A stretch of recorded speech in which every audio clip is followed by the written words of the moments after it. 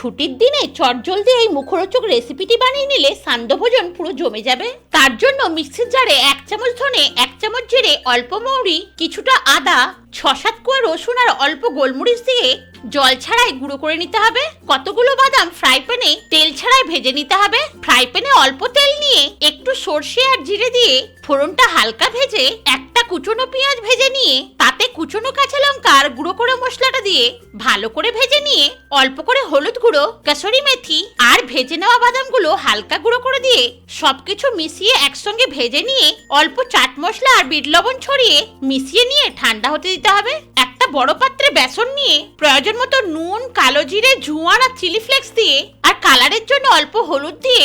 অল্প অল্প করে জল দিয়ে মিডিয়াম ঘনত্বের একটা ব্যাটার তৈরি করে নিতে হবে। কয়েকটা সেদ্ধ আলু নিয়ে হাত দিয়ে হালকা ম্যাশ করে নিয়ে প্রয়োজন মতো নুন, কষিয়ে নেওয়া মশলাটা আর কুচনো ধনেপাতা দিয়ে ভালো করে মিশিয়ে মেখে নিয়ে ছোট ছোট বল তৈরি করে বেসনের ব্যাটারে ডুবিয়ে গরম তেলে একটা একটা করে দিয়ে উল্টে পাল্টে ভেজে নিয়ে তেল ছেঁকে তুলে নিলেই ক্রিস্পি টেস্টি আলুর বোম বা আলুর বন্ডা পুরোপুরি তৈরি।